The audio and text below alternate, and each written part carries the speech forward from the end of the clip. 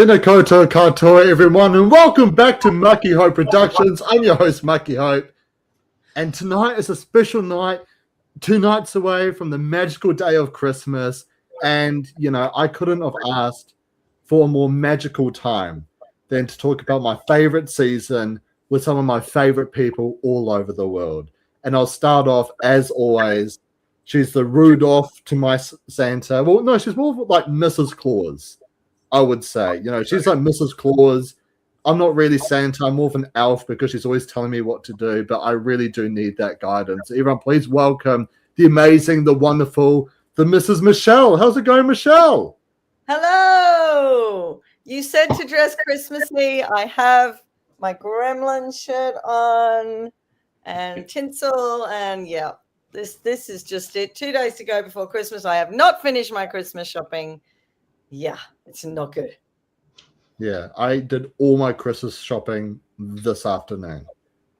So yes, it's been a bit of a last minute rush. But Michelle, if we had to talk about such a special season, right? As I mentioned earlier, I'd get some of my favorite people to come on, and I've brought on some of my absolute favorites all the way from the UK. Everyone, please welcome Sophie, Kirsty, and Will from Make It to Merge Pod. How's it all going, everyone? Hello. Great. Yeah, I didn't know season 2 was your favorite, Mucky. Oh my God, pressure is on now, isn't it? Yeah, it is my favorite season. Yeah, and I would make Will the highlight, but I literally can't see anything on my shorts, so we're just going to have to make do. But we do have a very serious issue to talk about here, guys. Obviously, I asked everyone, to send me through their personal season rankings, and I got Sophie's one. I was like, oh, yeah, no, it's pretty good. Kirsty's one. I mean, Kirsty's always iconic, so I was fine with it. And then there's Will. I'm going through, I'm saying all the seasons, and correct me if I'm wrong, Will, but you had season 2 second to last? Or third to last? A couple of months ago now, maybe. And yeah, I don't really have any defense for it. I mean, I do. In my defense, it had been like several years since I'd seen the season. And since I found out we were coming on to talk about this season, I've been watching clips and things to remind me. And I am remembering it's not quite as low down as I might have ranked it in my initial list. It is actually an awesome season. So I am going to pay penance and talk about how awesome it is for the next however long we talk about season 2. So pretty much what you're saying is that now you've got a camera to the face, a public audience, a room of like 5 people. You're going to say it's good, but deep down, secretly, when you're all by yourself, deep down, you're going to say it's pretty shit, eh? Yeah. Yeah. What an absolute cringe. Like if I could see out of this, I would remove you from the podcast right now, Will. But it's lucky that you're blinded by that thing then. Yeah. But season 2. Michelle, I'd love to hear from you because obviously, Australian Survivor is still very new. Season 1, I kind of feel like had very like mixed sort of reactions. It was very old school and a new school, I guess, era with American Survivor. So how was season 2, I guess, perceived as a whole with your group? There were certain people everybody loved. Pretty much an iconic cast. Everyone loved Tarzan. Everyone loved Loki. Loved Luke. Loved Jericho. AK sort of had lovers and haters. Henry as well. But, it was a pretty great cast and lots of game players. And, yeah, it was received quite well. I was looking at the ratings for it, as you do. When it got to the finale, it got 200,000 more viewers than just after Merge. I think it got a bit quiet. It dropped off a bit and then it picked up again. So I think, it's quite a popular season anyway. Yeah. And I'd love to hear from you, Sophie.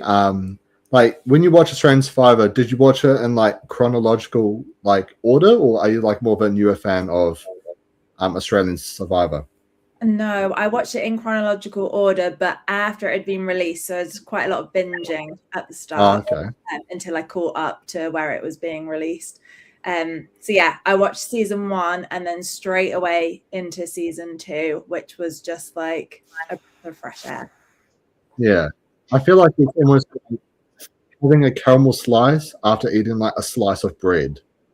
You know, Well, Yeah. it's not bad, but like it could be better. And then season 2 is just, oh my gosh, it's just phenomenal. You know. Yeah, season 1 definitely had its like slow time, and I had quite a lot of survivor rage throughout. Whereas season 2 was like just really great from the off, from like the first 5 minutes. Yeah. And how about you, Kirsty? What's your overall thoughts on the whole season? Oh my God, I love it. Yeah, I've been rewatching it in anticipation of doing this podcast, and there's just so many good moments. Absolutely obsessed with it. Jericho, actually, probably one of my favorite winners ever. Yeah. It's just such a fun season. I feel like there's so many people doing like petty stuff just for the sake of it, and that's the kind of Survivor I love to watch. Yeah. Well, like it's kind of funny because of Jericho, I feel like cookies have now like cemented themselves as a heavy part of Australian survivor lore. You know, obviously, you know, he gives like Luke, Sarah, and Henry, all these great players, the cookie, you know, and all stars. They make a cookie alliance, which that votes out Jericho. And even in Squid Game, the challenge, Joan, the first boot was actually on the second season of it, and she bought some cookies. no way. Yeah, she got some cookies from like this vending machine they had there. So it's like, Oh my gosh. it's in their DNA. Yeah, I mean, it created some amazing magical moments, right? It's like I feel like they've tried a couple of times on later seasons to recreate that cookie effect that Jericho had. They never quite got there, but I mean, it's hard to top an amazing entry for the cookies. Yeah, because when Parv got them and then she smashed the jar. God, that is another cookie story altogether, and it's tragic. Just watching her do it, I'm like, stop, stop, you're ruining everything. See, my favorite part was when she's trying to hide the cookies, but as she's moving them, she's dropping them as she's walking away. And so they just keep on going back into the same. Oh, poor Parvati. But yeah, how about you, Will? You know, because obviously you ranked the season extremely low and you're starting to come back to it. Now that you sort of rewatched it, what's your sort of like his overall thoughts on the season? I mean, yeah, it's just birthed so many iconic moments and players as well. Like I've really forgotten how many returnees and just great players in general this season gave us. You know, even someone who's perhaps as divisive as Lockie is a great character for the show in terms of the entertainment value and the kind of rivalries and things that they bring. But I mean, that's just one. I mean, obviously Luke's in this season as well. It's just the cast as a whole is just really great for this season, I think. Yeah, well, Michelle, it's actually kind of funny because on both seasons Luke plays, season 2 and season 4, like those specific seasons alone have got so many great legends of the show on those casts individually, you know, like he plays with Sarah, who comes back to represent Australia. Jericho's great, Henry's great, AK is great, Michelle's great, you know, Lockie's very entertaining. And then in season 4, you've got the godmother Ginny and the golden god David. Like, is Luke secretly like the secret part of the recipe to give birth to many great Survivor players? You could say that, but I just think he's so connected now. He was connected to so many good players in this season, and then in the next season, and like every time when he does play, he's already got these solid connections. So it's a pity he's never won, but he does better each time at least.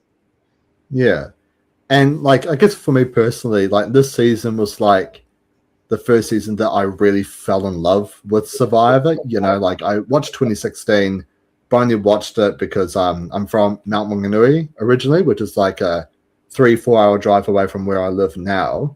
And so when I was a kid, I wanted something to stay in touch with like my grandparents. I watched Survivor, but season 2 is the season that made me like literally fall in love.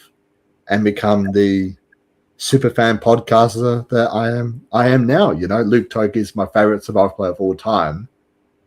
And it all started from like the second he went up to the voting booth and he screams back, "Oi, how do you spell Henry?" at the first tribal council.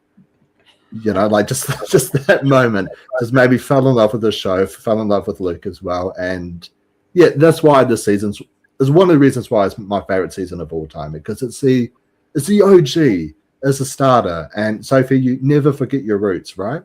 Exactly, yeah. I feel like it just birthed like the fun, cheeky side of Survivor, like even from that first vote, where I think it's the first vote anyway, where Luke's like, "No, I'm not doing what everyone else is saying, let's do something different." And you're like, "Hoo, hoo, hoo, this is gonna be good." Yeah, and Michelle, literally straight away, like in the first 2 episodes, Luke causes a 6-6 tie in episode 1. And then in episode 2 on the other tribe, we get one person who's like very firmly on the bottom. And he just like, you know, AK just completely demolishes Adam's alliance, makes them all fall apart and stuff. Like, what a great introduction to a season, right? I know. I just love AK. He did play hard, and that could have been his downfall. But I just love AK. I like him as person. I like him as player. I think if they do a Australia versus World, I think he should be brought back. Yeah, I mean, just the beginning, just the names of the tribes are so iconic. They're always brought back. You know, Asaga and Samatau, like they're like iconic, like the US names of some tribes, like a Pagani and things like that. It's just, I don't like it while they're contenders and they're champions. I like the original names for things that come from where the country that they're in. And I just, when I wrote down the tribe names today, I'm like, oh God, so iconic. Yeah. But how can anything be more iconic than like red and blue, Michelle? Yeah. From blood versus water. Yeah, that's true. It's an interesting one about AK though, because he's almost like the prototype for George, right? You've got AK, who's like the master strategist, and you've got Harry, who's like the underdog, like the like Harry, he talks like a massive game in like confessionals and stuff, and then you get George who come along, who's literally like both of them combined. So I kind of feel like AK is like not really forgotten, but I feel like he's kind of stored aside in the dust, especially now that George has come back. Would you say that there's like a fair assessment, Michelle? I think so. Yeah, definitely. Yeah. I mean, I think George has been on it quite a few times. I think it's time to bring AK back. Yeah, I just agree. So I'm just going to take this off. I'm just low-key struggling to breathe. There we go. Can you, bro? I'm just wondering if you can breathe. Yeah. Take it off. Just put the hat on. Yeah, no, it's fine. I'll just put it to the side like this, you know. But yeah, it was starting to get a little bit dusty, you know.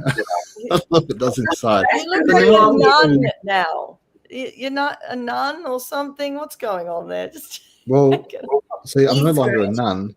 I've got a Christmas hat now. Oh God, the thing down the side. Yeah. This is pretty much Michelle and I's friendship up to a T, Kirsty. You know, it's like I just do something. Michelle's just, oh God, what are you doing now? Oh, my head fell off. Laughing at you. Anyway. Yeah, but I just want to say let's welcome Cheeky Gabe to the chat. I couldn't see his comments before, but his favourite of Australian Survivor as well. The only season with only celebrity or famous people, truly just normal Australians. Had really bad ratings during this airing, which is like crazy to me.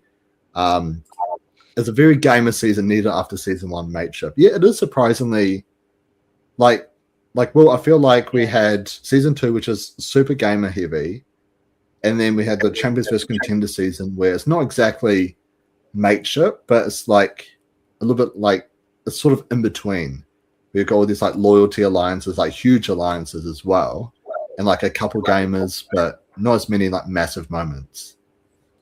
And then we then arrive to George where it becomes like super gamer heavy, you know, once again. But would you say that's like a fair assessment that like it's kind of like an outlier for the early stages?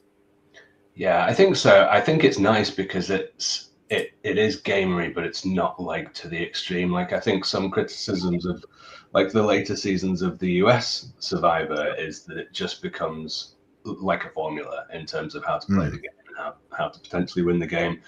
In this season, you've got a good mix of people who don't know anything about the game, with some super fans in there, people discovering the game for the first time, and just it means you get some fun plans and people trying different moves, and it's just a bit more lively. There's a bit more going on, people willing to take a few more risks and things, and I think it definitely kicked us off for the future of Australian Survivor for sure.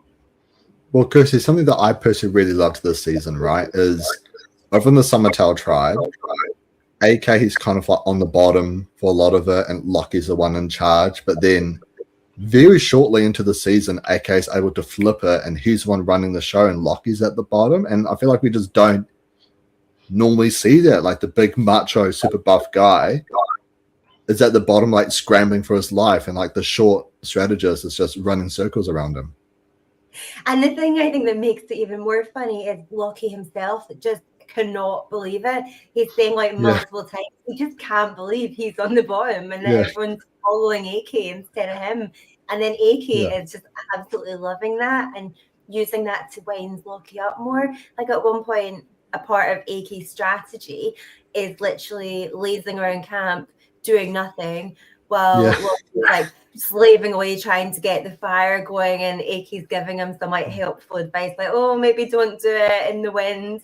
And he's doing it on purpose to try and get Lockie to snap and get really angry to like further isolate him from everyone. And I just loved it. Yeah. Like, I feel like Lockie, like I feel like he's a very underrated player that no one really talks about, but he's just like, I don't know if it's intentionally or unintentionally, he's just really funny. I feel like it's always in like the circumstances he's put in, but even in All Stars, like, he's like really cocky and like really confident that David's with him the entire time. And then like he gets blindsided and he thinks it's Brooke that blindsided him, not even David. Yeah, like, and literally, I think the thing in that Dead and Dirty, because he's like saying, make big moves, guys. Yeah. And then he's the big move. Yeah, exactly. But someone else I'd love to talk about on this tribe though is Tarzan. Very short run this season, but what an impact. He's not really on the bottom, but he's sort of like arguing with Lockie, and he finds an idol will. He hands it to Tessa and pretty much saves her. What is that about? Why do you give your idol to somebody else? I'm sorry, I had to stop the rest of your sentence. But why do you give your idol to someone else? He's too kind. Yeah, Tarzan, I mean, he's just time again proved himself to be a lovely, lovely man, to the detriment of his own game, pretty much every time. But he did go home quite early this season, but the strategy of being nice kind of worked for him later on in his career. He did get taken quite far, but it's just nice. It's nice that there can be a character like that who, not in this season, but later can get far in a season. It's not just about being cutthroat and brutal. And I think he said himself that he came into the game to sort of prove that you can stay true to yourself and be a nice person and a heartfelt person and still do okay. So maybe not this season, but next time. Yeah. Well, can I please jump in and just discuss, when Tarzan also gets the cookie dilemma, because obviously we all know who gets it, but Tarzan finds that jar of cookies as well, and it's just the absolute contrast between how they both react. Like, Tarzan's very emotional about it, he's crying, and he decides no, he will do the right thing for the tribe, and he'll take that firewood back, and he's saying that he made that right decision to the grave with him. He literally says he'll take it to the grave. And then cut to Jericho, who's like found this jar of cookies. He's like cackling. He's like, I am the only tribe now. He like just does not care. There's like shots of him standing behind the tribe, like sitting on the beach, and he's like stuffing in his face, just like relishing in this. Yeah. No, and I feel like it just shows us how great Tarzan is, right? He picks the noble heroic thing. He gets the firewood for the tribe. He then, he hands Tessa the idol, but as Gabe does say here, he shouldn't have done it in front of AK. I mean, like, what's your sort of thought process about this, Sophie? Like, if you're on the bottom and you're trying to swing people over, do you just show them what you've got to try and spook them into flipping, or do you just keep a secret and just sort of hope that they flip? Can you remind me what happened? Sorry. So Tarzan found the idol and he sort of sneaked it to Tessa. And then was AK there, or did Tessa tell AK later? So AK was there. So he did in front of AK, because Tessa was always the main target and boat. Yes, that was it. Were AK and Tessa together at this point, like aligned, or no? I mean, I feel like AK was like aligned with like everyone, because he flips them all over just like that so quickly, you know? So that's it. So yeah, maybe not the greatest move, but I feel like in Tarzan's head, he just kind of like expects the best out of everyone. So he's like, why would I like not do this in front of AK? But I don't know that it mattered either way, because she was going to have to play it that night anyway, wasn't she? Yeah. So, pretty much. Yeah, I don't know. Maybe not the best, but then Tarzan's not necessarily known for being the best thing. He's the ultimate loyal foot soldier. Yeah. And, you know, while we have all this crazy stuff happening on this tribe, Will, literally on the other tribe, Henry's trying to throw challenges, you know, and it's something that was so funny is that I was hearing an exit interview, because when I found out Henry was coming back for Traders, I was just like re-listening to all of Henry's interviews. Apparently everyone was so mad at what's his name? It's Ben. It's Ben Morgan. Yeah, like everyone is like thinking it's him, but it's Henry the whole time. And so everyone kept on being like, bloody hell, Ben, hurry up. And it's just Henry the whole time. Yeah. What did you think of Henry trying to throw a challenge like this early into the game? Yeah, loved it. I think we actually did a ranking of our favorite Survivor moments, and I think this was potentially my top moment. Is Henry trying to throw that challenge where he's like at the back of the boat rowing, but not rowing, and then there's JLP just calling him out, just like and Henry's doing, you know, one of his classic JLP quotes, he'd been a handbrake in the challenge or something. But yeah, I mean, again, it's been for the season of like, you know, you start to see some classic Survivorisms and some classic moments being born. And one of those. Well, you know how Henry says he's doing everything he can to throw that challenge, and he's like going, but then at the end they're building this massive tower. Does it disappoint you that he's doing everything, but we don't get to see him like stumble into the tower and knock over? Yeah. Or maybe when like no one's looking, he just like takes out a piece from the bottom, you know, just while everyone's looking at. Yeah, he did everything. Yeah. Did you do everything, Henry? Did you? You could have knocked it over for us. Yeah. Yeah, no, I really like Henry, but as Gabe says here, Henry is his own worst enemy. You know, Henry just tries way too much, and while I feel like in All Stars he got kind of screwed just because of the tribe he was on, but this season it kind of worked out for him, you know, for like such a long time. And Sophie, he throws the challenge, he takes out Samantha and Mark pretty swiftly and easily as well. He has an idol, and he's literally in full control of the tribe. For a time. Yeah, for a time. Well, I mean, I guess let's just quickly talk about it, right? He makes the decision to jump to Summertail. He mutinies to Summertail because he thinks he's got all the power. Obviously, hindsight 2020, not the smartest idea, but do you think that it's something that you would do if you're in like a similar spot to Henry? Personally, no. I feel like it was quite an inexplicable decision, but I absolutely loved it because he just had no reason to do that. He was in a very strong alliance. I loved how fuming it left Jackie because she was like enraged that he had decided to do this, and it just made for like great TV. But yeah, I think what was said in the chat, he's his own worst enemy, is like bang on the money. I also feel like he was his own worst enemy in All Stars because he was just inexplicably trying to take out like his alliance's best alliance and things like that. Yeah. I feel like we also should talk about the fact that, again, like another inexplicable decision where he decided that he was going to say that he was a yoga instructor. But like, no real reason. Like, I don't really understand why. And then it all just like came sort of like falling apart, didn't it, when he actually tried to lead a yoga class? Yeah. Oh, And everyone was God. like, yeah, this guy is not legit. Yeah, I think that's probably the reason why he had to throw the challenge was because Samantha was like, yeah, he's not a yoga instructor. It's like, oh my God, I have to get her out now. You know, she knows I can't touch my toes. Yeah. There was like no moves involved. It was literally just like, I guess just like stretching, just like a bit of arms up, a bit of bend over.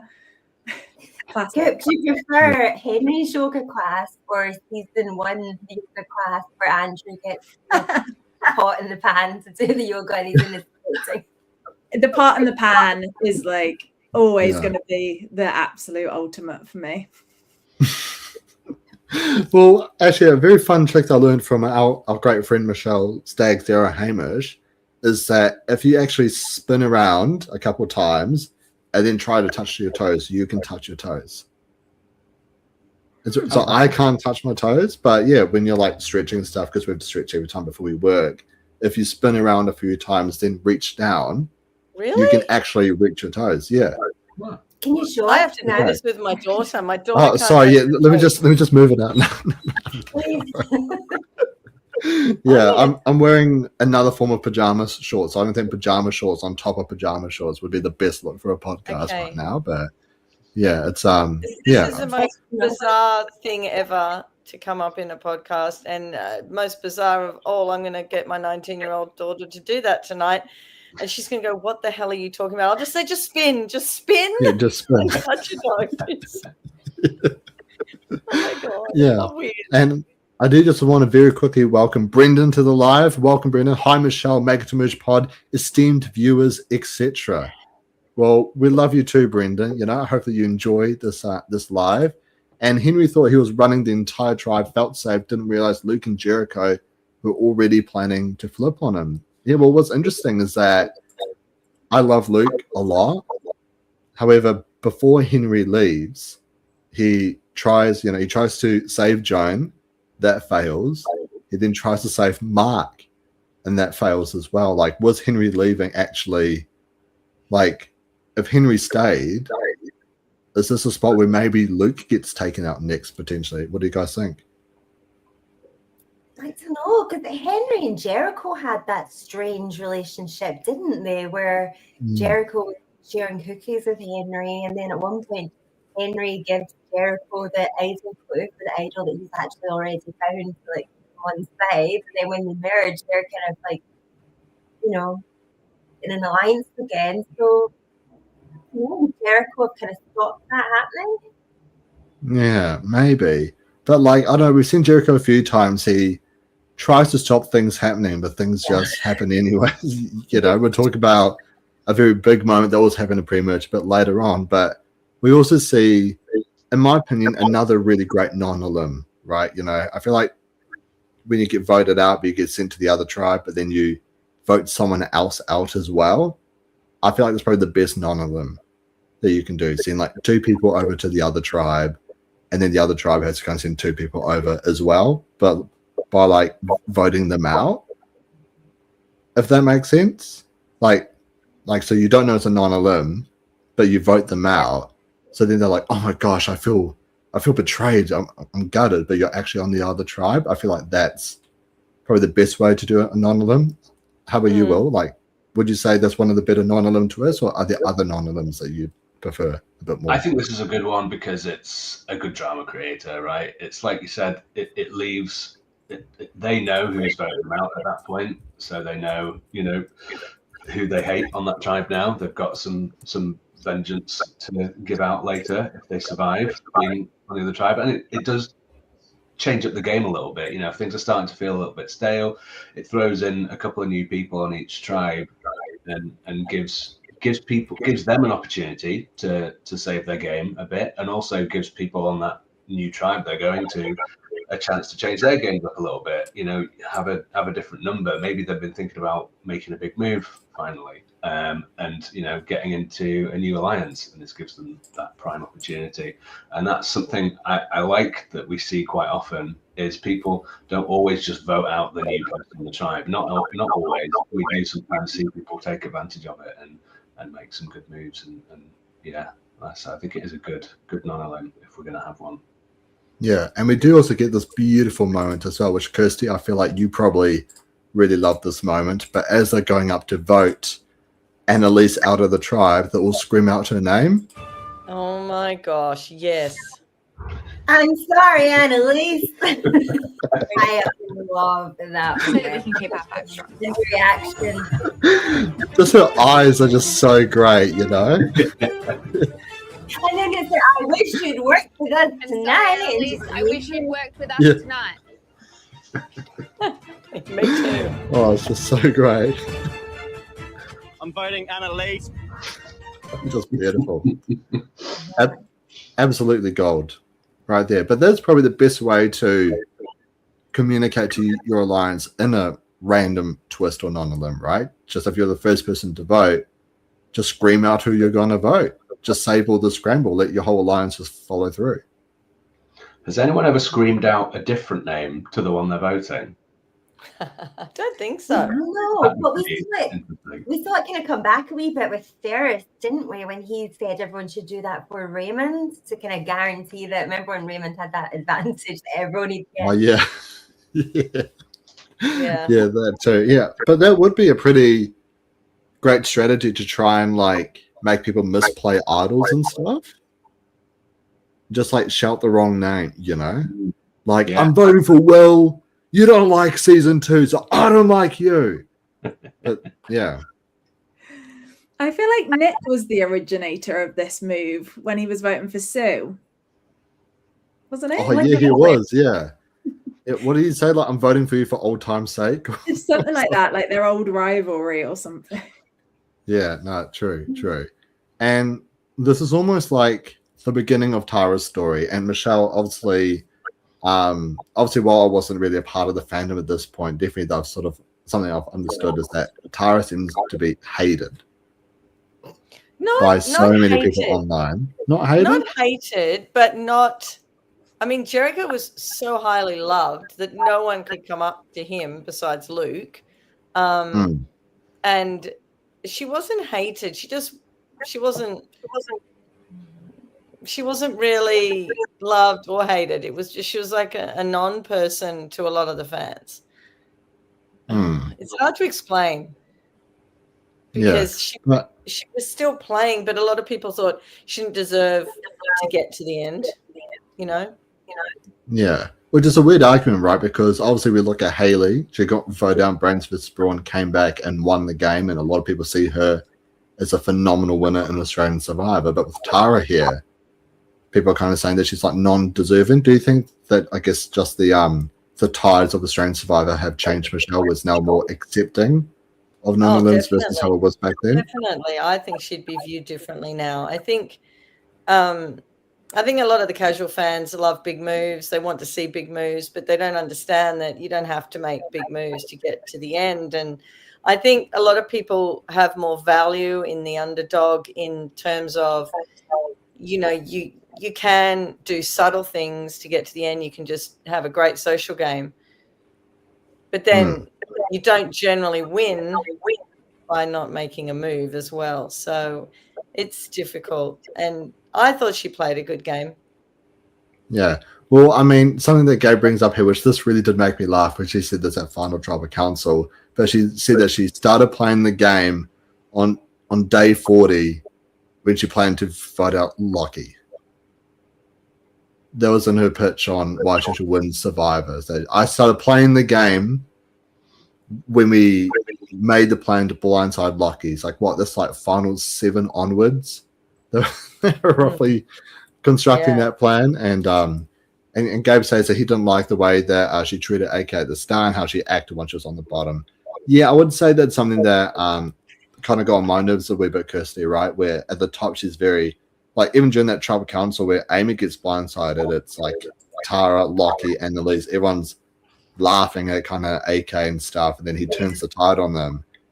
And, you know, Tara's like crying, pulling a sad and stuff. She's just like spit talking AK pretty much and stuff. And he's inconsolable, and she said that Pete broke her heart by flipping. He broke her heart. And then I remember when she gets out, and then her and Annalise are on that beach, and she's just fuming. And who is it that said they were going to vote with her a Tessa, but didn't? And she's like, I just don't know why you'd give someone false hope like that. And it's like, well, it's the game, isn't it? yeah, I do think like maybe there's like a wee bit of like, I guess, hypocrisy there, right? Because there is some of that sometimes, you know, when things are going great for so long, you get like a little bit smug in your kind of position, you know, but the second things flip on you, like it's like it must be truly wild, right? The kind of player I like is someone that just rolls with the punches and knows it's the game. So they get blindsided, someone flips on them, and they kind of more just like, yep, that's the game, that was a good move, rather than I think when you start getting emotional and taking it smart, that's when you're really not playing the best. I can see you taking it to heart, Michelle. Like if I was to flip on you and join my besties in the UK and blindside you, would you be pretty mad at me, or would you be fine with it? Oh, mad? Are you kidding me? Are you kidding me? I was voted out in a game. I was at a close alliance, and this was a game in April this year, and they voted me out, and I just looked at them and said, "Don't talk to me." And I walked off. Like, you wouldn't be able to talk to me. Are you still friends with them? Were you able to? I am now. I've seen them socially a couple of times, and the first time I was like, what? And then they talk to me, and I'm okay with them now. But seriously. See, this is why you got to do my sort of strategy, Michelle, where you all your alliances get voted out right before you.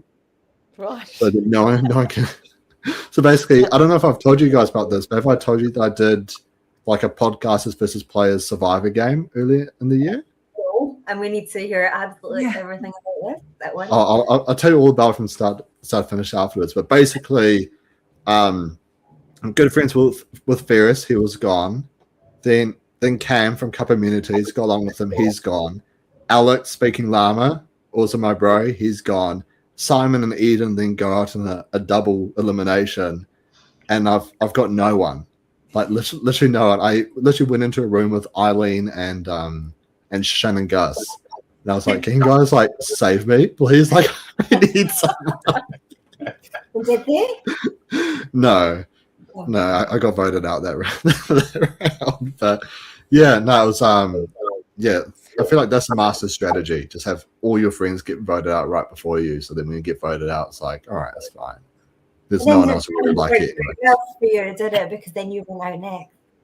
Yeah, exactly. Well, see, I wasn't heartbroken by it. That's the thing, because everyone who could have broken my heart was already gone. So yeah, it wasn't like Tara and Pete. You weren't heartbroken. No, it wasn't. No, but anyways, I guess going back to the season, we have a huge epic tribe swap where AK. He's finally on a tribe with Luke. They've been like, I guess, the crazy players on opposing tribes. And Luke, probably one of my favorite confessionals from him, where he says that AK, he doesn't realize that there's a bigger shark, and that's right here, because Luke's going to stuff him. He's going to put him on a wall up on like the mantelpiece in front of the fire, and that's Luke's biggest trophy in the game. Beautiful, beautiful metaphors. You know, beautiful was the adjectives like describing what it's going to do to AK. And yeah, AK gets swap screwed here. And Michelle, I was actually heartbroken to see AK get voted out here. Yeah. I hate swaps. Well, no, I hate swaps if I'm personally in them. But I love swaps on TV because they're very entertaining.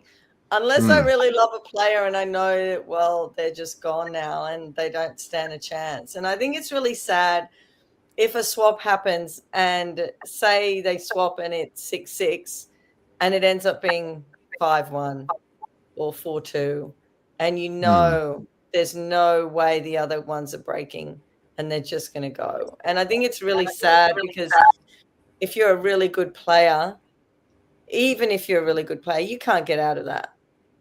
No. Like, has anyone ever got out of that? It's rare. Yeah, I don't like it. Maybe when it was Dave and Luke, and then they had the other ones throwing the challenges on the other tribe. Yeah. Yeah. Yeah. Yeah, but that's something that, like, we talked about it last week with Timmy's First Contenders too, on why I praise Luke and David so much, because they're in a 7-2 minority. Like, yes, they both had idols, but they didn't play a single idol, and they were like the ones running the tribe, like a day later or 2 days later.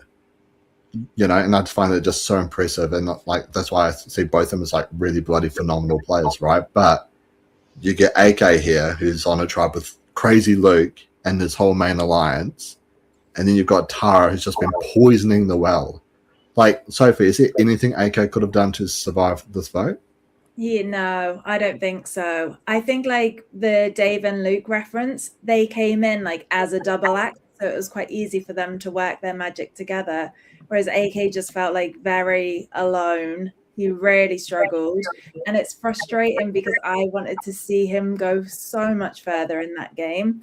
And I think if he was on a tribe to start with like your Lukes and your Jerichos, he probably would have been in that like mischief rascals kind of alliance, and we just didn't get to see it. So as good a player as he is, I think he was pretty screwed. Although saying that, like maybe from future seasons, when like there's a one person there, like nowadays people more see them as a number that can be scooped up, whereas like maybe more in the earlier seasons they were seen as more of like an outlier that needed to be got out. So yeah, he really got screwed. Yeah. A couple of comments here from Brendan that I have to bring up. Just so you guys know, Brendan is Australian Survivor memes, by the way. My main issue with Tara is her attempt to change the change the term goat to sheep at Final Tribal Council. Some Survivor terms are sacred. Imagine trying to rename Sue's big move as Henry's big move. Well, I didn't mind it, Brendan, because it made like us New Zealanders somewhat important. Sheep is one of our main icons of the country, and we need to insert ourselves into Australian Survivor, okay? And the Luke AK Trophy Confession was one of the most popular memes. We'll send it to Mucky since I think you were blocked back then. Yeah, he actually blocked me for several years. We don't even know. We like reconnected during Titans vs. Rebels. Well, we didn't even chat before then, right? And he was just like, I don't know why I have you blocked. You did and I was something. like, okay. Yeah, I don't know what I did because I don't really like comment on things, you know, like on Instagram and stuff. That's Recently I do now, but yeah. We need a side podcast to investigate. Yeah, we really do. We need to get like the police involved in everything to trace all the way back to like 2016, right all the way through to when Times vs. Rebels come out last year before. Last year, yeah. So from 2016 to 2024, we need a whole investigation. Yeah. Okay. I thought when she did start doing that at Tribal Council, goat to sheep, I'm like, what? What are you doing? No, stop it. Stop talking. It was just ridiculous. Yeah. It was one of those times where I feel like the more you talk, the more you're hurting yourself a bit more. You get me? Sometimes it is better to just like stop talking, just say nothing. And I don't know, like, do you reckon with Tara and Jericho at the end, obviously this is jumping quite a bit, but was there any chance that Tara could have potentially gotten a few more votes than Jericho, or do you reckon Jericho was just locked to win no matter what? I was surprised she got that 3.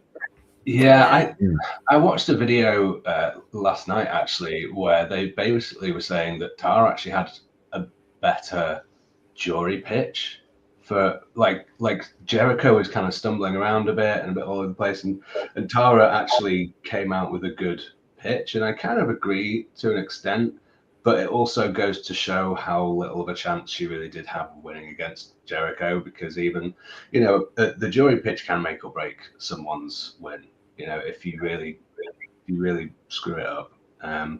But even with a good pitch, you know, Jericho, he was always going to win out of the two of them. Yeah.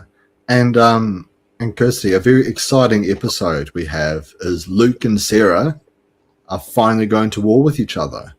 You know, Luke is trying to secretly pull Tara and Odette to take out Sarah, leaving Jericho out of it. But Tara pretty much flips, and her, Sarah, and Pete are kind of together. There's a hot mess. You know, Luke finds out Sarah's after him. Sarah finds out Luke's after her. Jericho's trying to bring them together and be like, no, let's just stop this. But they're both like, nah. Like, what did you think about this whole mad scramble that's sort of going on between these two massive players? Obviously, I loved it. And I loved Jericho in the middle, like trying to get him to reconcile. And he's like, I don't care what you do after marriage. You can do whatever you want then, but can we just keep it together up to marriage? But I really love it as well because they both go for each other, but then they kind of come back round and start working together, don't they, post-marriage? So, yeah, I like that. Yeah, I mean, well, I feel like it's also a sign of like really good players. I feel like Ferris and Kirby had this a lot as well, right? Where it's like, yeah, you've got your guns pointed at each other, but when there's a much more like guess larger issue to solve, right? They're going to emerge as a minority. They're already pretty like split. Yeah, isn't it a sign of two really good players if they're able to come together to sort of like sort their own crap out now and kind of deal with it later to deal with the bigger fish? Yeah, it's like it's an important strategy to use sometimes. I think you've got to think about the bigger picture. Absolutely.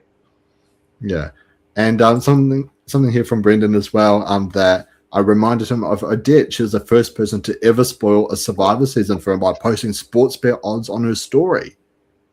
Well, wasn't Odette like? I remember seeing a meme about it. This might have been yours, Brendan, before you blocked me, but like, wasn't she like the top of the sports bet odds to like win the season, and she just gets 0 screen time and then randomly gets voted out? I think she had the same odds as Christy did in season 1, so people assumed that she was going to win the season, because I think for a while, like the betting odds were seen as basically massive spoilers as to who was potentially going to win, because obviously the season had already been shot. So yeah, that's I saw a similar thing, I think. Yeah, and I even saw as well, even like before Australia vs. World came out, there was actually a sports bet odds for which players were most likely going to like come back, and like Luke's name was in there, David's name, Kirby's name. It's like, wow, they actually all did come back for Australia vs. World. It's kind of crazy to think about. Yeah, I don't know what a sports bet is. Am I the only one? Oh, it's kind of like, I mean, Michelle, you probably know this more than I do, but isn't it like a betting, gambling app or something like that? It's a betting app. You obviously use it to bet on horses and football games and things like that. But people do bet on reality shows, and especially Survivor, they bet on who they think is going to win. And it's one of the key words in my Facebook group that as soon as anyone mentions the word sports bet, odds, it sort of brings up an alert for the admins. And, you know, people get a warning. And if they do it more than once, they're out of the group, because sports bet odds and things like that can really ruin a season, because sometimes the winner is leaked, usually by production. It's not by the players. And then the odds change. And then if someone's got very small odds, then they might be winning, and you don't want to know. So I never want to see any sports bet odds, because that can spoil you if it is actually true. Yeah. Oh, that makes sense. I don't think that's a thing here, or I'm just like oblivious to it. Yeah, I recently found out it's a thing in New Zealand, but it's called the TAB. I gave it a go on a few football games. Those were the only games my favorite team ever lost. It was Arsenal in the Premier League, and they stuffed at the very end. And so, yeah, I lost all my money pretty much, you know. That was going to be, you know, my future child support if I ever, you know, get married and have a kid and then divorce, you know. But no. You're giving yourself no faith here that you could stay married, obviously. No. Well, I mean, I think if I'm dressed like this on a Wednesday night, I don't think I have any faith that I'll stay. But yeah, so we have a very exciting merge, and Kirsty, I feel like there's something that you would have really loved as well, where Jared tells Jericho, like, hey mate, like, with the small guys got to stick together. If you can just underline your vote, so I know you voted, there'll be like our sort of queue, and Jericho underlines Jared and votes out Jared. You know, I loved that. Yeah. It was just so petty, so amusing, and just obsessed Yeah. with it. Yeah. And then at the end, when Jericho wins and Jared underlines his name. Oh yeah, that was beautiful. Lovely. Yeah, absolutely poetic. Yeah, and I feel like we give you a fun segment as well of Lockie trying to lie, but everyone can kind of see through his bullshit, right? Where he's like trying to lie that he wasn't the one that flipped, it was Annalise, but yeah, they can all kind of see right through him that he was the one that flipped on Summertale. Is he also trying to pretend at one point that he's got an idol and no one's buying it?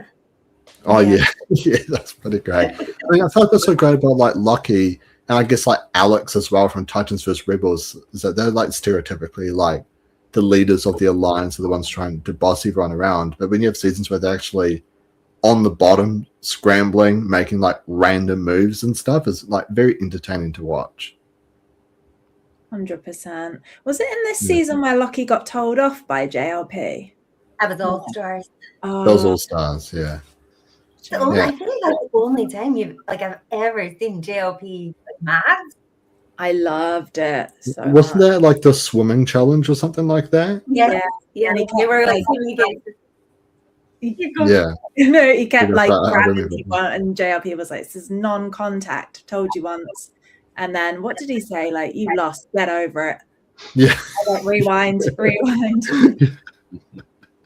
Yeah, and I mean, sorry, after you, Kirsty. I was just gonna ask, like, speaking of JLP, Cook's obsessed with JLP saying that people are in the drink, and That's I the was like, season. I was gonna ask, is it the season? It's when they're on those like things that are moving on, and then people are falling off, and he says it. I knew he did. Nobody believed me. Did you see it? In the drink. No, I like. Wait, so is he saying this when they like fall into the water, or like what are they falling into? When whenever they fall into the water, they're like any kind of balancing task on the sea. Whenever they go in, he'll be like, "Oh, Annalise is in the drink," or whoever's in the drink. I don't know why. I just love it. Yeah, and he says in this very like monotone voice as well, like in the drink. Yeah, you know, no emotion. Yeah, it was quite. Yeah, but that's probably one of my favorite scenes in the entire season, where Henry, Luke, and Jericho, the little rascals they are secretly eating pretty much the merge feast together. Like late at night, they've got the jam, they're putting it in their hands and stuff, and somehow it just all gets blamed onto Annalise. Who does it get blamed on again? Onto Annalise. Oh yeah. I mean, Annalise copped so much blame for so many things this season that just were nothing to do with her, but somehow she was the easy one to blame. And I don't know how it happened either. Did Henry throw her name out there as like the reason that, like, did someone legitimately accuse her, or did it just everyone just went, oh yeah, it's probably Annalise? I think it was sort of like, oh, it's probably Annalise, and they're like, yeah, it was probably Annalise. Yeah, you know, just like as soon as any name is mentioned, they'll just throw them under the bus, right? But Kissy, why hasn't this happened more often? Like, I don't know. I feel like if I had cookies, I would like sprinkle them on top of people at night, you know? It's like, oh my gosh, this person ate all the food. Literally, they're caught with the crumbs. I mean, it doesn't happen because it's a mad move. It's absolute madness. Potentially, you're going to wake them up and they're going to wake up and you're standing there sprinkling these cookies. Yeah. That's why I love it so much, just because it's such a stupid move. Like, people don't do stuff like that, really. Yeah. I'm just imagining like Annalise waking up and there's just Luke, Jericho, and Henry just with the jam just sprinkling. Now, what a sight that would be. But yeah, Annalise, she cops all the blame for it and stuff. You know, I think she also like partially copped the blame for is potentially someone who flipped on the Summertale when it was like Lockie all along. She's the main target for trouble, and Sophie. She plays an idol, but Ziggy, something we haven't talked about, Ziggy finds a super idol. She gets voted to get a super idol, and it's a regular idol crossed with an idol nullifier. And as mangrove. and the mangrove. I'm obsessed with those mangroves. I mean, that was a very jungly mangroves, wasn't it? It was horrifying. Mucky. She was like basically swimming at one point. Yeah. Yeah, it wasn't water like up to like here or something. And she's just got like the torch and the clue just walking. Yeah, but About 5 hours she was in those mangroves. Honestly, if it was me, I think I would have done about 10 minutes and just been like, no, it's not worth it. yeah. Well, I mean, like those mangroves were like bloody massive. You know, we see people spend like many days trying to find idols. I still don't know how she found it that night. In the dead of night, which is the in the dead of night. You know, where she's pretty much swimming. She can't touch the bottom. You know, she's. I wouldn't have been in that water. That water would have, I don't know, leeches. I don't think it would have eels or anything in there, but the amount of mosquitoes alone, like I couldn't. I'd just leave the idol. Wouldn't be bothered for it. Yeah. Does she know as well that she's looking for a super idol? I can't remember if she knows what she's looking for. I think it's for like a totem or something. Yeah, and it tells her maybe that was the motivation. But honestly, like she was at it for 6 hours. She was like, "Oh no, the sun's gonna come up," and then. Here's another question: Is the mangrove the water, or is it like what is a mangrove? What is it? Yeah, a mangrove is a vegetation water sort of mixture. Like you have usually mangroves in different countries have things like crocodiles in them, depending on where they are. But because this mangrove is on an island and it's near the ocean, it doesn't have that sort of stuff. But it's usually very fertile with lots of trees and different plants and lots of fish. And the water's usually quite murky. It's not clear at all. And you generally don't go swimming in a mangrove. Yeah, it doesn't look like, you know, luxury bathing area. Yeah, I've never heard the word mangrove before, Survivor. Not mango. What's Gabe talking about? We're talking about fruit, not the mango. We're talking about the trees, Gabe. The mangroves, not the mangoes. Well, like in New Zealand, we have like most of our like mangroves have got like eels swimming around them. Yeah. I do wonder if there was like a production nudge towards the end, you know, because like she found it right as before the sun was coming up. Like, were they just like, oh, go on, you have been looking really hard, like just look at it. Yeah. Well, what I would have done is I would have asked production for like a lynx can or something, and I would have just set the mangroves on fire because eventually it will fall out, right? You know? just scorch the whole place, right? If I hit like a massive plop, it's probably from the totem. So. Evacuate the whole. That's a risk strategy. Exactly. I will find this idol somewhere by burning down the entire forest. But yes, Michelle. We haven't talked about Michelle. Why is that? Well, it's because you're right here. No. You're trying to make it all about yourself, Michelle. She got to Final Four, and we haven't touched on her at all. And I think she was a good player. Apparently, when jury was asked of the people who were left, a lot of them did say Michelle was a great game player, and if she was in the final, she probably would have got my vote. I mean, she managed to turn a whole tribe to not vote out herself, but vote out Ben. She was instrumental in the Henry Blindside? Henry Blindside. Yeah.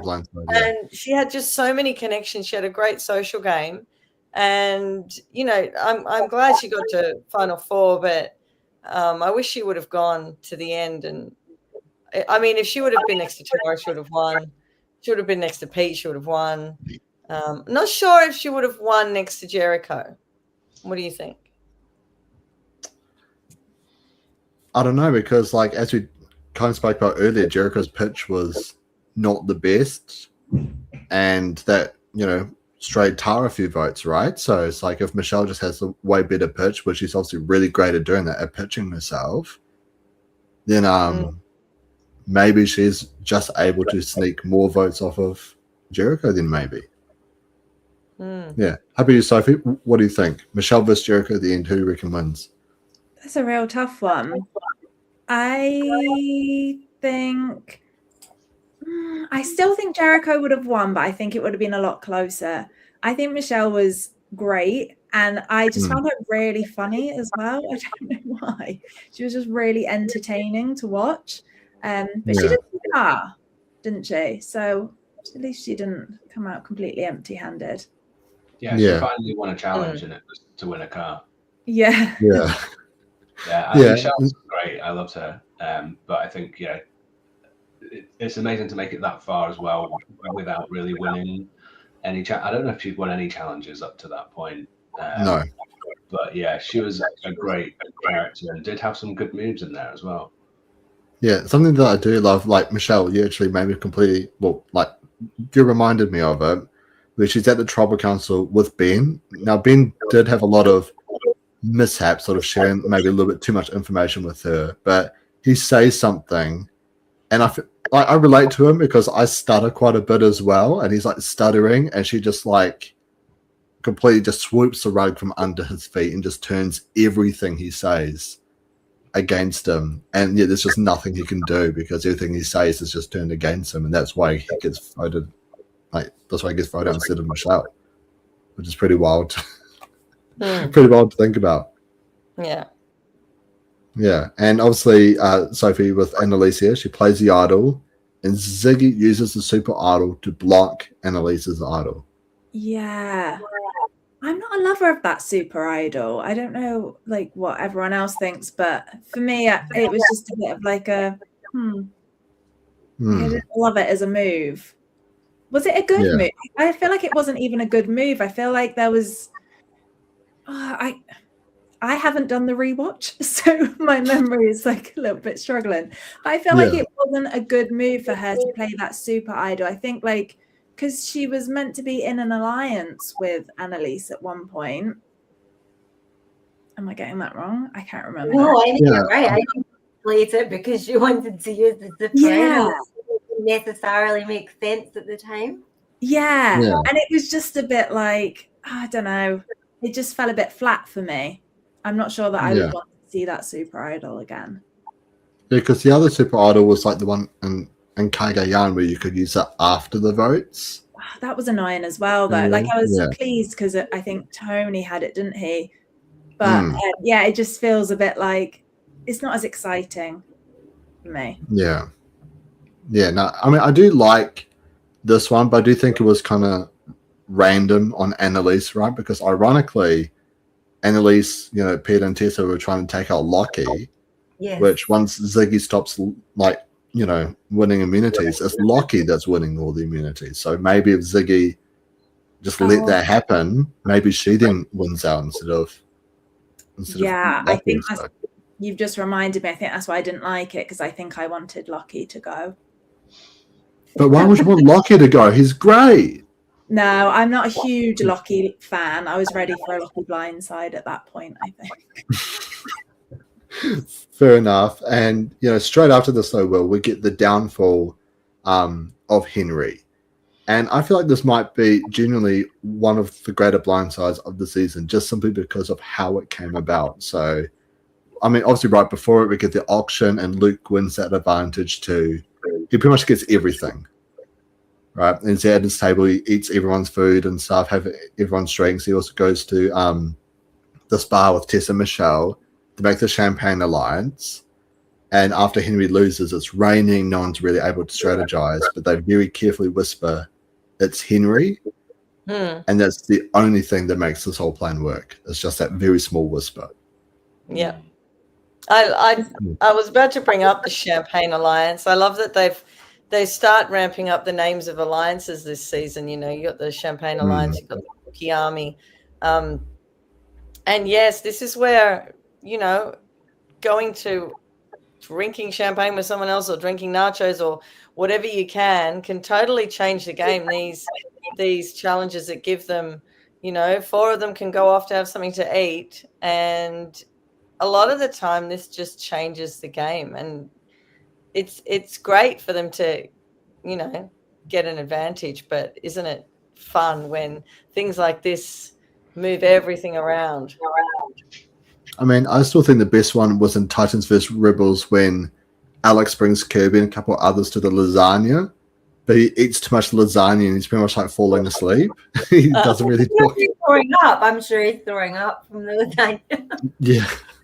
And I think as well in that same reward, wasn't he like having a shave or something? And as he's like chatting, he's almost like gonna cut his like nipple or something like that, you know? And it's just like very, very close. You know, it's very, very uncomfortable to watch. Something here from Brendan. Super Idol was such a bad ADV from a gameplay production and viewer POV. The whole lead up to it and its eventual use felt like we're watching that show Lost and we're on some weird adventure. Were there mangroves and Lost? Yeah, well, exactly, Brendan. I haven't seen Lost. Were there mangroves? If there weren't any mangroves, I mean...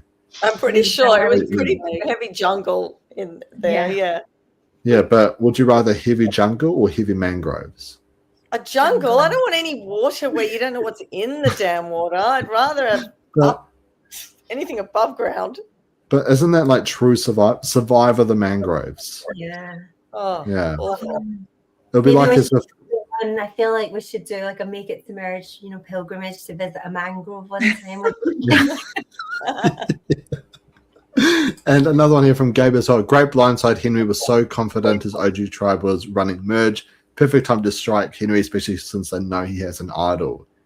Yeah, well, I mean, Sophie, him giving that clue to Jericho, I feel like really came back to bite him. If he hadn't done that, I don't think anyone knows that he actually has the idol. Yeah, and Jericho wouldn't have been flipping on him, I don't think. I actually think this is one of my favourite blindsides of all time, not even just of this season, because he was so oblivious to it. And it was like a complete... Was it everyone voted for him except for Lockie, maybe? I think it was like Lockie, Tara, and Ziggy. Oh, right, okay. Yeah. But still, like a good, strong percentage of them. And I just loved, like, when Lockie was saying to him, play it, play it. Yeah. Shut up, Lockie, shut up, Lockie. And yeah. I really loved Henry, so I wanted him to stay in longer, but the way that he went out was just, like, perfection to me. I loved it. Yeah. Well, I mean, Kirsty, one of my favorite, like, confessionals this season is when Jericho finds out it's a fake, because you know when he's trying to find it. Actually, I have it written down. Hang on, let me just quickly grab it. Sorry for my keys; it's on top of my notepad. Is that like jingle bells? Yeah. Oh yeah, I mean, jingle bells. I mean, I do have a lot of keys on here. You know, jingle bells. Jingle bells. God, that was really loud. But yeah, so Jericho says here, like, when Henry finds the idol with him, like, Henry's able to find this in 10 seconds, and I've been searching for 10 days. So he says that. And every time I reach down, all I find is dirt. But when Henry reaches down, all he finds is gold. Beautiful, beautiful words by Jericho. And then when Sarah tells him that Henry already had the idol, Jericho goes, no, I saw him grab it. Sarah says he reenacted it just for you. And he just goes, mother trucker. I love it. And I love Sarah's tone when she's explaining it to Jericho as well. It's almost like, you know, a parent explaining something to a child that's just not getting it. She's like, no, he replanted that and then pretended to find it. Yeah. And Jericho's like, you make me look like an idiot. I'm going to make him look like an idiot. Yeah. Well, I feel like it's very interesting because I feel like the way that Henry plays and David plays are actually quite similar.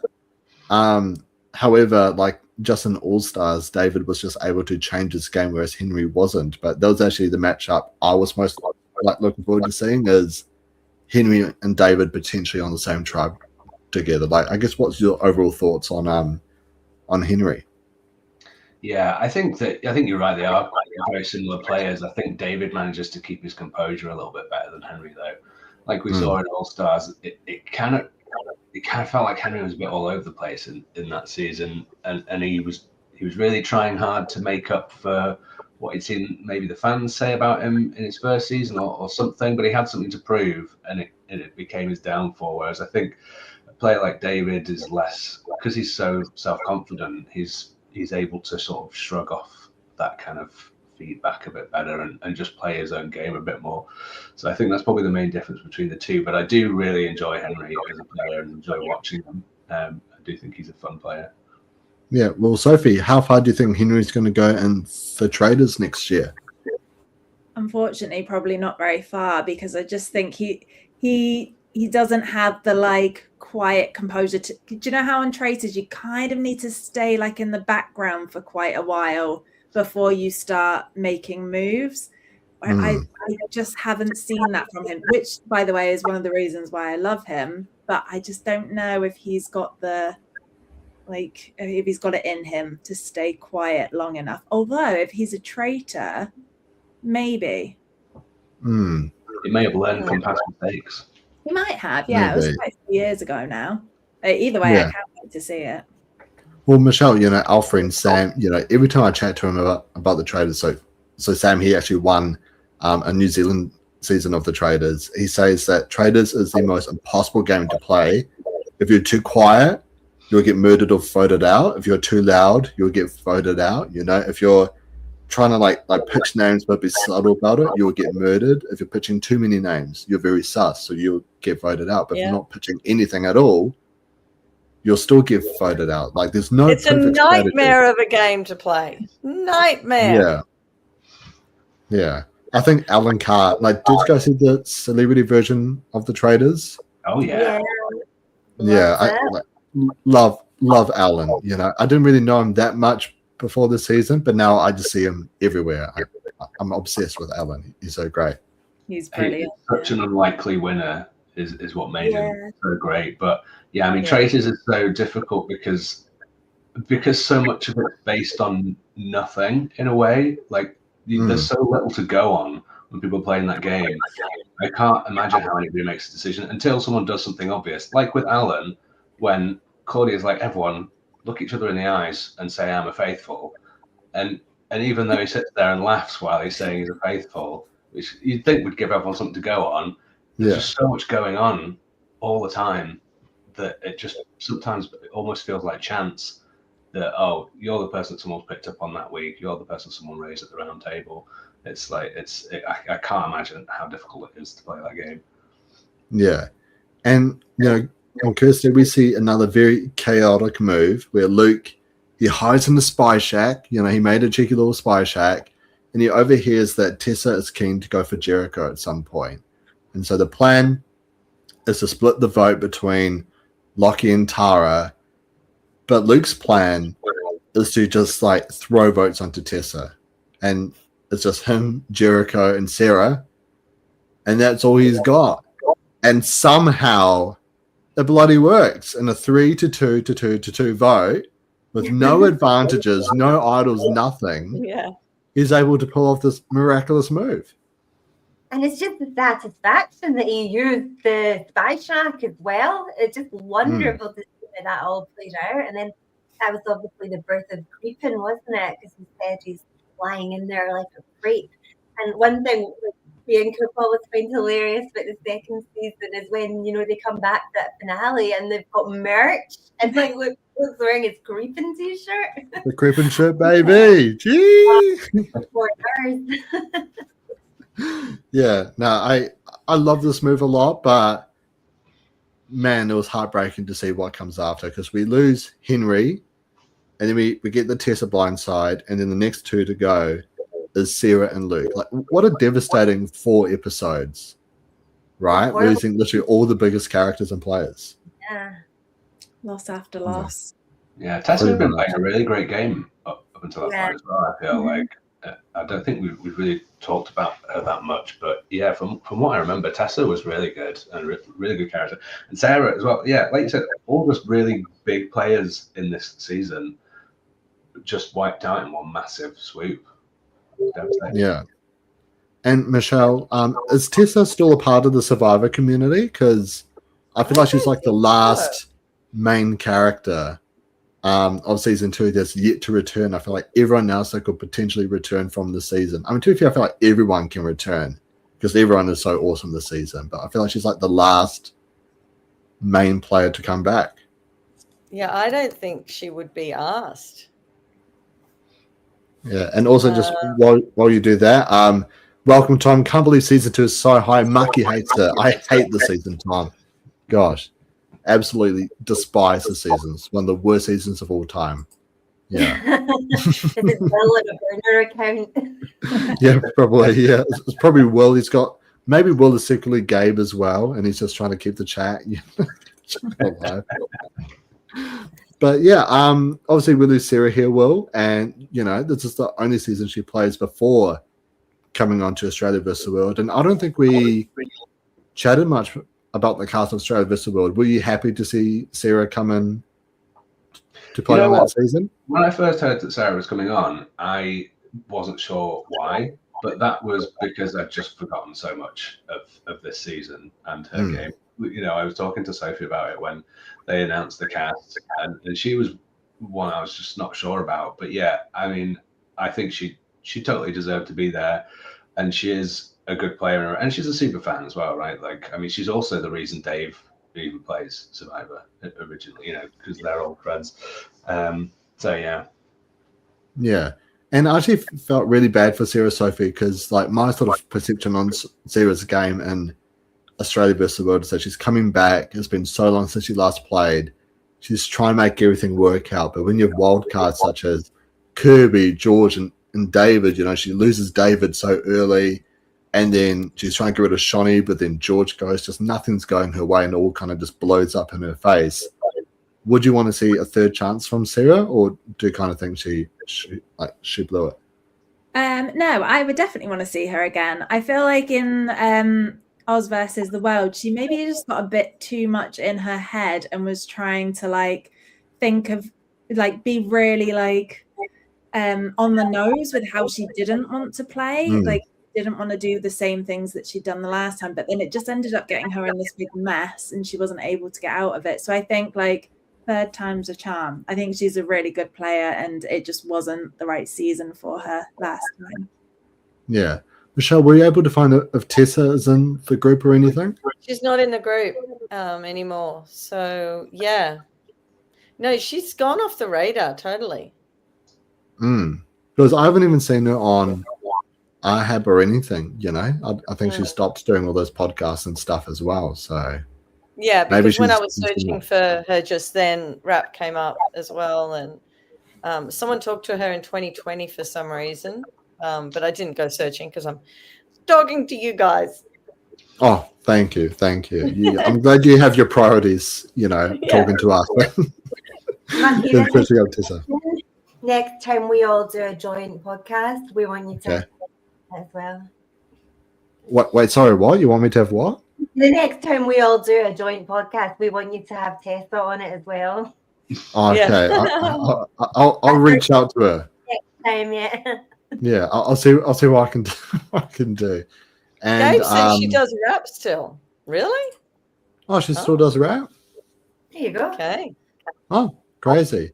And have you heard about Joan? Rumor has it she's still sleeping. I forgot about that. So if she tells everyone's like, "Oh, I had such a bad sleep," and Joan's like, "Oh, I slept great." Never say sleep. That. The puzzle master. Yeah, the puzzle master. I never did the puzzle master. Sleep. Yeah, never say you're the puzzle master. Never say you've had a great night's sleep when people have said they haven't.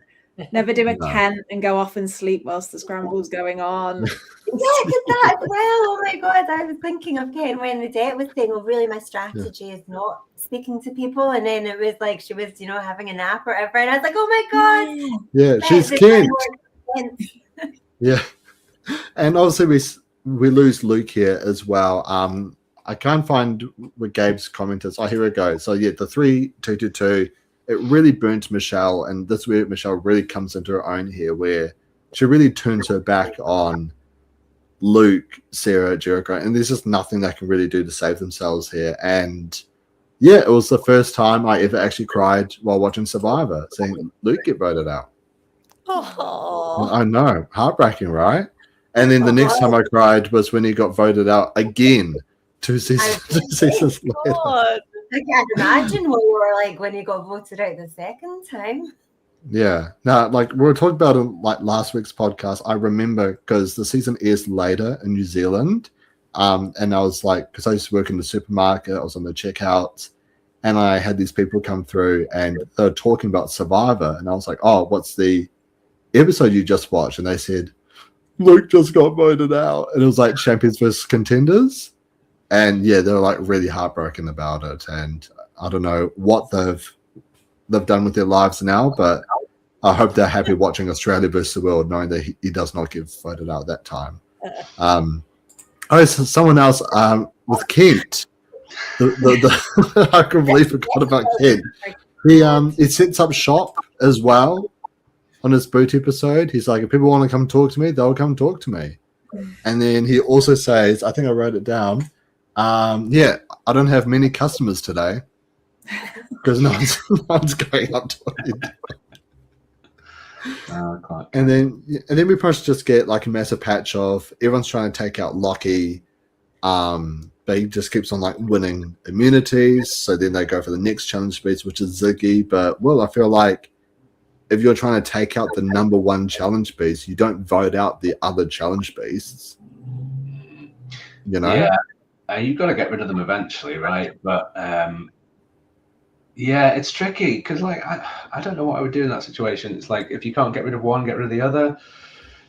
You've got to get rid of them. I mean, Ziggy was such a beast in challenges. She was awesome, and it was great to watch her beat Lockie whenever she managed to beat Lockie because he could believe it every single time, and anyone could beat him. So yeah, I would have kept Ziggy around purely for that reason. But yeah, it wasn't to be. Yeah. And we also do see. I feel like this is probably like the best way to summarize Australian Survivor is the super fan who knows the game versus the players who don't really know the game, but they're trying to play anyways, with Peter versus Lockie. So for, we kind of talked about earlier, but Lockie pretends he found an idol, right? And Peter's like, nah, he doesn't have an idol. And Lockie's like, yeah, I got an idol. And Lockie is still one vote away from potentially surviving this round. Yeah, Pete was really on to him, wasn't he? But I feel like everyone else was kind of under the Lockie illusion and they believed him. Pete's like somewhat underrated, I would say, because he has quite a good read on what's going on, especially in that Lockie vote. Is that the one where Lockie went out? Because okay, good. Yeah, the vote was like 3-2, 3 on Lockie, 2 on Peter. Because I was scared he actually had an idol. Yes, I remember now. So yeah, it was a good read, I thought. Yeah, and something else really funny, which I do want to bring up about Tara, and it's only when I rewatched it I noticed it, but when they're reading up the votes, the final vote is Tara's vote, but she says, I don't know if it's Peter or Lockie, but the final vote is her vote. And it's got like a love heart on it as well. So it's not like, oh, I just wrote down Lockie and that's it. Like it's the only one with a love heart on it. They're still yet to read that vote, and she's still like, yeah. It's a great Tara moment. Is she pretending still that she's with Lockie, or she just genuinely has forgotten? See, I took that as like genuine, but maybe she was.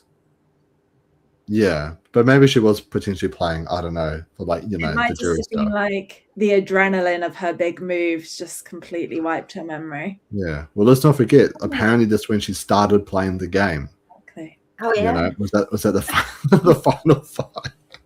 And we do see a jury removal twist here where Jericho wins it and he votes Tessa out of the jury. I don't know about you guys. I don't like this. Why? I'm not a fan of this twist either.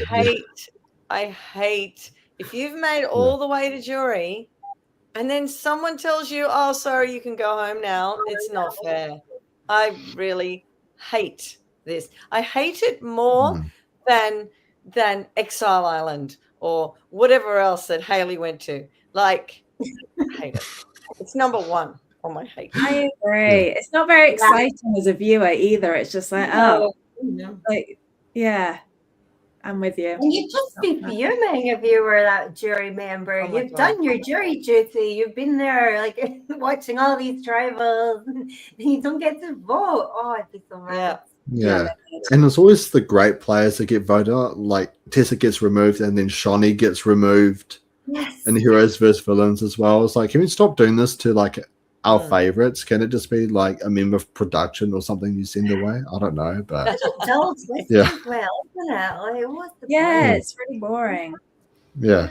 And something here from Gab, he says that he's actually happy with the twist over Redemption Rock. Like we kind of talked about in Brains vs. Brawn 1. I feel like the reason why Redemption Rock is so bad is because of everything that came right before it. You know, the 3 people get to win immunities. Like they're the only ones that can vote. Fire making challenge, only one of them can vote. But like, oh, whoopsie daisy, that one person who got voted with one vote is actually sent to Redemption Rock. I feel like if it was just Redemption Rock, it would be fine. You get what I mean? But I think it's everything that led up to it is why it's so bad. But yeah, I would, you know, like, not a fan of the jury removal twist. Like even Neil and Co-Wrong, you know, I mean, I do feel like this is his only grand moment in the season, though. He didn't really get much screen time that season anyway, so. That is not what you want your grand moment to be. No, no, definitely not. Get off from the jury. And Tara does the best thing possible, you know, like, you know, she started playing the game from the final 5. She's, you know, turned on Luke. She's poisoned the well for AK. However, she saves Jericho and sends him to fire against Michelle. Not this lovely Michelle, of course, but the other Michelle. And so, yeah, the first fire making of it in Australian Survivor. What did you guys think of it? Loved it. Pure drama, right? Everyone Yeah. loves a fire making challenge. It's peak Survivor moment. Like it's like the tension of an endurance challenge without it taking 5 hours. Yeah. Yeah, and it's always great when it's like a voted fire making as well. I'm not really a fan of the US format now where it's like, all right, 2 people have to make fire, so which one are you going to pick to save you? It's like when the underdog is able to, like, I guess, pull a win by having a chance to save themselves. You know, like we saw even with Luke in Australia vs. the World as well, where he's able to get Janine to save him to go to fire against Sari, right? It's like it feels more epic than just all right, I have to do it anyways. You get what I mean? Yeah. It's like, please send me to fire. Give me the chance to fight. Yeah. And I think that's what's so heartbreaking about Luke getting voted out the second time as well, is that he's like literally pleading and begging Pia to send him to fire, but she knows she can't because she'll lose against him, right? So, yeah, it's heartbreaking. But obviously Jericho wins final immunity. He takes out Peter, and I do agree with you, Sophie, but I feel like Peter's very underrated throughout the season, but I feel like it's just because he's always next to, like, he's an AK's alliance, so who's going to give the screen time to? AK. He's, you know, with Sarah versus Luke. Who's the screen time going to go to? To Sarah, because she's the one at war. Then he's with Tessa again. Then he's with Michelle. You get what I mean? Like, he's always with the bigger, more over-the-top, more dramatic characters. So I feel like that's kind of why he got sidelined quite a bit. Yeah, he's not a flashy game player, but I just think like whenever he did have a read on something, it was quite spot on, and he knew when to flip at the right times, which is obviously good strategy. But yeah, not in line with like the AKs of the world. Yeah. Do you think Peter should get a second shot? I mean, I wouldn't say no. Yeah. So like if Australian Survivor Second Chances, you would want like Peter to be on the cast? I mean, I wouldn't campaign for him. I think there's other people I'd prefer to see, but I'd never deny anyone that chance. Tell us who would you campaign for?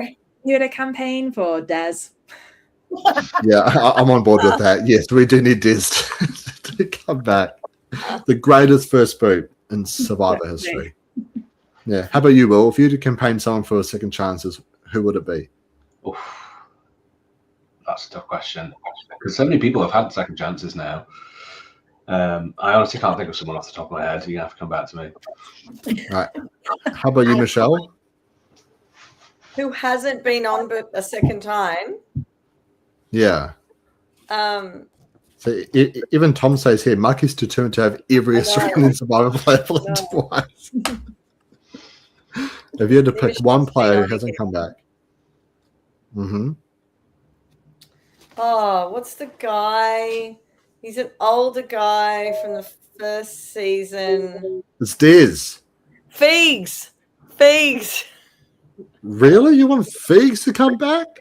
I thought it'd be a laugh. Much like Des.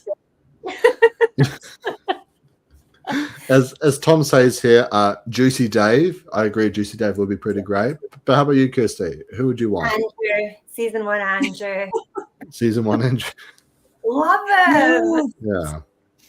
Fair enough. See, I feel like naturally I have to go for Eileen just because of, I obviously adore Eileen, but I want to see Rogue come back and play. We need Rogue and Diz together. That would be like the dream tribe. Rogue, Diz, Sneaky Steve, throw him in there as well. Juicy Dave. What a tribe would that be? That should be the next Australia tribe for Australia versus the world. I think we need to do a podcast over who should come back. Maybe I'll put a poll in the group, and they can only pick people who haven't been on twice. Yeah. Yes. Yeah, that would be good. Yeah. Sorry, this hurts, Brenda. I like to see Mucky play again. Oh, wait, you never made past the interview stage. Oh, gosh. But yeah, so Jericho, he wins here, as you mentioned earlier, Kirsty, with the underline under his name. And yeah, I think Jericho is definitely one of the greatest characters to win Australian Survivor. But if you guys had to rank him, where would you sort of rank him on the in terms of the winners of the show? Is he near the top, near the bottom, or somewhere in the middle? I'll start off with you, Kirsty. Very high. I just love him. Very It's just the joy he takes from playing the game and the joy he gets just from doing all that play stuff. Yeah. And how about you, Michelle? Where would you sort of rank him? With the other Probably in the top third. In the top third? Yeah. I'd say he's definitely around fourth, maybe fifth. On the stage. How about you, Soph? Yeah, similar for me, very high. I feel like we kind of talked about this before, before we joined the pod, that he feels somewhat underrated. And I don't know if it's because winners don't tend to do well when they come back, but you don't really hear that much about him anymore. And I just, like her said, he was just such a fun character and a joy to watch. Yeah. Well, Will, we've reached the end of the season 2 recap. You ranked the season insanely low, horrifically low. I had to hire a therapist on how low you'd ranked it. How are you sort of feeling about the season now? If you had to redo the rankings, where would you put season 2 now? I mean, I don't want to pander too much, but I honestly would put it higher. It would be probably in the top third of seasons, having had a chance to sort of recap a lot of it and watch some great moments from it. I mean, yeah, and the cast is insane. Just a really great cast, great season, great gameplay, and it's where Australian Survivor really comes into its own. So yeah, it's got to be higher. I pay that. See, I like how you're it'll be top third, but I need numbers, Will. Where are you putting it? Do you want me to say number one? I'll say number one. You've just made my Christmas. Thank you, Will. It truly is such a magical time. To you. Oh, thank you. But yeah, Michelle, any final thoughts on season 2 as a whole? Did we mention everything in my notes? You never have notes, do you? Oh, I know. I literally have no notes on it, except for things that people say that I find really funny. I don't understand how you store all this in your brain without. Yeah, I just have a very good memory. It's also the season I've rewatched the most as well. So. Yeah, because it's your favorite. Yeah. No, we've touched on absolutely everything. Yeah, good season. I don't even remember what I ranked it. I don't remember my rankings once I send things. I don't even know. I should probably pull it up. Just give me a few hot secs. I just have a quick look for it. While you're doing that, I've got a good moment that we didn't mention, which I feel like I know what it's going to be. Is it when Tara was growing up and AK goes and asks her if they're still good? Oh, yeah. I loved that. Yeah, that was really funny. It's hey, are we still good? All right, you keep throwing up. Yeah. It's not. But it's just so crazy how Sorry, Brendan. Australian Survivor Memes has just made a comment. Why have they blocked you, Brendan? What? Didn't they like you back then? They all love you now. Yeah. It's because the Australian Survivor Memes isn't actually that nice. You know, he blocks people. Then it's like, oh, why did they block me? Well, you blocked them in the first place, Brendan. Gosh. And Mucky, I have a great memory. Also, Mucky, I can't remember what Michelle thank you, Tom. But yeah, Michelle, you actually ranked this number 1. I did. You did. You ranked this number 1. Same. Okay, See, I this was is why having a with 2 pieces of problem. Yeah, I remember having a problem with 1 and 2. So whatever I ranked 2, I didn't know whether that should be 1. So yeah. Oh, that's right. I remember. So at the very start, like Kirsty, Sophie, and Will, right? Michelle messaged me, and she was like, "Mucky, like, isn't it crazy that all my rankings are like spot on with like what, like the podcast we're doing?" I was like, "What do you mean?" She's like, "Every single ranking that I put is the exact one we're doing."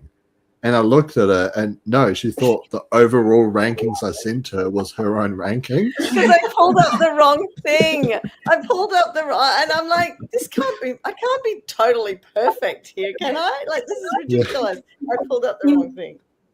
You must have very, like popular opinions, though, Michelle, if you thought that was your rankings. Whereas, if you've done something wild like voting season 2, the second last, that's from my ranking. But Michelle, I will say though, you got the top 4 seasons though. Wow. All right. Very good. Yeah, like in the exact order we're going to be talking about them, which is actually, it's kind of crazy that you got the top 4. Crazy. Very crazy. But yeah, how about you, Will? Like any final thoughts on season 2? Yeah, can we discuss JLP being on the speedboat for the finale? Oh yeah. Yeah, we need to bring back live reunion shows. That was the first season they did it, wasn't it? It was yeah. Off. And then just carrying the urn on the speedboat. Yeah, with his huge muscular arms, very handsome. Yeah. Now, how about you, Kirsty? Any, final thoughts on the season? I mean, other than JLP on the speedboat, it's just a great season, isn't it? A great all-round season, a season of firsts. Is it the first time we see someone on Australian Survivor try and throw a challenge? Is it the first time someone goes rifle in their pocket? Yeah, no. It's the first for many things, and like they always say, you never forget your first, and I feel like this season, so many great players are birthed from this very season alone. Whether if they make a Farm All-Stars or not, I feel like they've all made such a huge impact on Australian Survivor. But speaking of huge impacts, Michelle, what season are we going to be talking about next? I gave you the list so long ago. Yeah, it's literally your top 4 rankings are literally in order of what we're talking about. Yeah. I don't even know. I know Australia versus World is next. Are you sure? It's not 3rd. I don't think. Are you sure it's Australia versus World next? Gabe thinks it's Heroes versus Villains. What about you guys? What do you think is the number 3 season? Not Bloody Water. Brains v Brawn too. Oh, actually, I should probably say what seasons we have left. That might actually make things a bit easier. So the seasons we have left in chronological order are Heroes vs. Villains, Titans vs. Rebels, and Australia vs. the World. Oh, then those Australia are our top 3 seasons. World. You think that's 3rd? How about you, Will? I think it's Heroes v Villains. Oh, and how about you, Kirsty? Australia v World. I reckon Titans v Rebels is number 1. I think now I put Titans versus Rebels 3rd. Oh, okay. Are you doing a pod on Christmas Day? And Tom thinks it's Blood vs. Water, which, yes, we will be talking about Blood vs. Water again for number 3. No, it is Australia versus the World. And Michelle, we're going to be joined by our beloved friends, Survivor Debrief, Eden Porter, the Titan himself, and his brother, will be joining us to talk about Australia way. versus the world. Yeah, yes way. Wow. There was a way on Brains versus Brawn too. God. Yeah, I know. Crazy, right? Way. But make sure you tune in next week as we talk about Australia versus the world with Eden and his brother. But Sophie, thank you so much for coming on to do this amazing season rankings. I just love chatting to you three all the time. So I really appreciate from all the way across the world. Thank you all so much for coming on. And where can people find you? Oh, thanks for having us. First of all, we love coming on as well. And people can find us wherever you get your podcasts. And we're also on Instagram and TikTok at Make It to Merge Pod. Can I just say, I stumbled into your TikTok during Australia vs. the World, and you guys were blowing up. Oh my God, we went viral. Yeah, you literally were. Yeah, we woke up. I was like, well, we've gone viral on TikTok. So the only time I go viral is if I make Australian Survivor memes or useless, like I collaborate on something, because then I just steal all of their followers, you know? Those are the only ways we We'll go try viral. that next time. Yeah. Yeah, exactly. But yeah, make sure you follow Make It to Merge podcast on Instagram, TikTok, wherever you get your podcasts. I'll make sure to link everything in the description of this podcast as well. But once again, I really appreciate you guys. A couple nights away from Christmas as well. Like, it's truly made my Christmas so special having all of you on to talk about my favorite seasons. Thank you all so much. Thank you. And happy Yeah. Christmas. Yeah, Yeah, right. Merry Christmas, you know, and also I just want to say Merry Christmas to everyone in the chat as well. I hope everyone has like a beautiful, wonderful, you know, phenomenal day. You know, Christmas is in what? Exactly 2 days from now? Yes, 23rd, yeah, in 2 days from now. So enjoy your Christmas, keep safe, but make sure you have some cheeky, naughty times as well on Christmas Day. Kirsty, I'll start off with you. What's something cheeky and or naughty you've planned on Christmas? Well, mainly revolve around chasing my naughty dog around. She'll be the one coming up with the antics. She keeps trying to eat my Christmas tree. So I think I'll be doing a lot of redirecting her away from the tree. What's your go-to Christmas treat? What do you mean my go-to Christmas tree? Yeah, like if you had to like name one Christmas treat that like you either make or you go to the supermarket for, like what is your number one Christmas treat? Like a spruce? Treat. We always say treat. No treat. Treat. Oh, Not tree. not treat, like a treat. Well, we were just talking about it. You were saying your go. I don't know what the hell is he talking about? Christmas tree. I was humoring you. It's spruce. Yeah. No, your treat. What's your number one Christmas treat?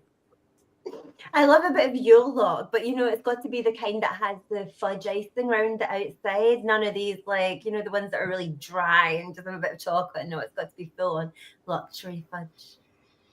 But is that anywhere near as good as Sophie's? What is it? Your porridge? Oh, the porridge. Nothing beats the porridge. Yeah, I still remember hearing was it your cast breakdown or something? Because it went to like interrupting Sophie eating her porridge and she was just complaining about it. It was when like, they dropped the like first 15 minutes of Oz versus the world. Oh, that's right. No, actually, no, it wasn't that. Sorry, it was when the JLP news got announced, and I dropped. It was we dropped the porridge JLP day, but the day that the first 50 minutes dropped, you were lying to me, and I knew you were just sat there having your porridge. I knew you were. It's true. I was. Yeah. But how about you, Sophie? What's like something cheeky or naughty you've planned for Christmas Day? That's a very good question. It's kind of boring. I'm just going to eat a lot. Just eat a lot? I mean, that is pretty cheeky, though. You know, you can't go wrong with eating a lot. Yeah, I could eat chocolate for breakfast. That's about as cheeky as my day is going to get, I would say. Fair enough. And how about you, Will? Oh, Sophie's just stolen my one, which is just eat all day. That's the day I allow myself to. Well, I actually eat all the time anyway. I'm greedy, but you know, Christmas is the real eating day. Yeah, no, fair enough. And how about you, Michelle? I know you Australians like to get very, very naughty on Christmas Day. I don't What know. have I you got usually planned? have 2 desserts. I do like English pudding with custard, but then usually Mhm. my mother-in-law brings something else, so I have to have both desserts. Yeah. Wow. Look at you eating 2 desserts. Like, that's very unhealthy of you, Michelle. Oh, look, I'm going on Yeah. a cruise in 8 days, and I'll be eating more than Oh my 2 gosh. desserts in a sitting. Yeah. Yeah. Oh my gosh. What else is Buffet. the cruise? Buffet, bring it on. Fair enough. Fair enough. And where else is the cruise though? Is it just like around Australia? You're coming like I down go this to way? Or? Vanuatu, Okay. a survivor destination. Mhm. Numia, Mystery Island, and Lifu. Oh, okay. And how long are you going to be away for? 10 days. So I will miss a couple of these unless you make them a bit later in Jan. Honestly, I've got no idea what the plans are for Jan, but I'm sure we'll talk about it, But that sounds like a very exciting cruise. Yeah. All I have is I'm just going to get on the piss with my cousins, and wearing shorts for a hat, It's been a while since I've seen my cousins, But one gift I will say, because I know that my nana, like, she doesn't watch podcasts, right? But she hates George with a burning passion, cameo. right? Yeah. I've already done that for Mother's Day last year. I got her a cameo from George saying that my nana was like his greatest fan. So funny. She was not very happy with me about that. So I've had the absolute pleasure of meeting George, and I got a photo with him. So I've put it into like a wood, like a wooden frame, like it's on the block of wood, and that's her Christmas gift. It's me and George together. That is so good. Yeah, I'm very lucky that I'm staying at someone else's house Christmas night. Otherwise, she might murder me in my sleep. So. But yeah, no, have a very safe Christmas, everyone. But one final comment that I will read out is from Gabe. My wish is that Mucky makes it onto Australian Survivor to be the most memorable first boot. One day, Gabe. One day I will make that happen just for you. But anyways, thank you so much for tuning into Muckyhope Productions. Make sure you check out Make It to Merch podcast, wherever you can get your podcast. Merry Christmas, Happy Hanukkah. I've been your host, Muckyhope, Kakata Anor, and I'll catch you all in the next one. Take it easy, guys. Ciao. Bye.